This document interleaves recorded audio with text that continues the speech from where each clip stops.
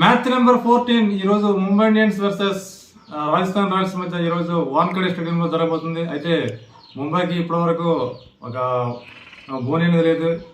ఈ యొక్క 10 టీంలు చూసినట్లయితే ముంబైకి మాత్రం ఒక బోనీ లేదు. అయితే ఈరోజు ముంబై ఇండియన్స్ బోనీ పడుతుందా అనేది చాలా చాలా ఆసక్తికరమైన చూస్తున్నాం. అయితే హోమ్లో జరుగుతుంది మొదటి మ్యాచ్ ముంబైకి అయితే వాన్ఖడే స్టేడియంలో. ఇంకా హార్దిక్ పాండ్యా కెప్టెన్సీ విషయంలో కానీ అటు ఫామ్ల విషయంలో కానీ చాలా చాలా ఇబ్బందులు అయితే ఎదురవుతుంది. అటు ఫ్యాన్స్ కూడా కొంచెం ట్రోల్గా చేస్తున్నారు హార్దిక్ పాండ్యాని.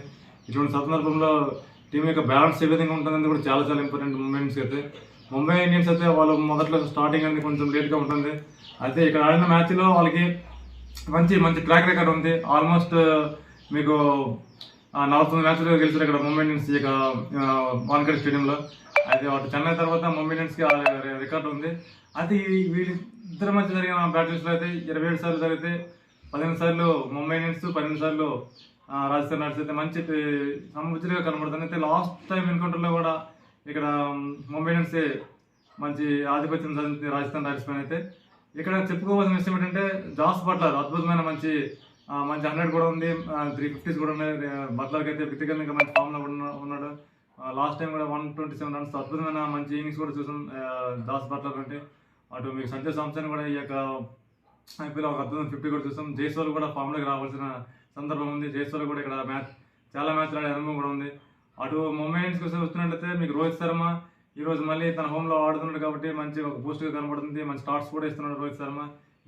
కిషన్ కూడా మంచి లాస్ట్ మ్యాచ్లో కూడా మంచి రికార్డుగా మంచి ఫ్లో అయితే జరిగింది.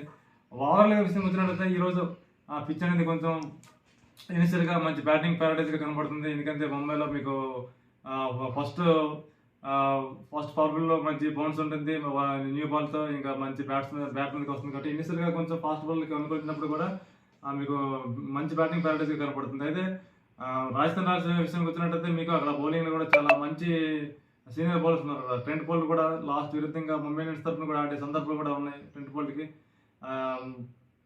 ఇటు బౌలింగ్లో అటు బ్యాటింగ్లో కూడా సమిష్టిగా కనపడుతుంది రాజస్థాన్ రాయల్స్. అయితే ఈరోజు ముంబై ఇండియన్స్ బోనీ కొడుతుందా లేకపోతే మరొకసారి ఆ యొక్క వరుస పరాజయాల పరంపర కొనసాగుతుందా? కాకపోతే కాస్త స్లైట్ జరిగింది ముంబై కనపడుతుంది. కానీ ఇంట్రెస్టింగ్ మ్యాచ్ అనేది ఈరోజు చూద్దాం.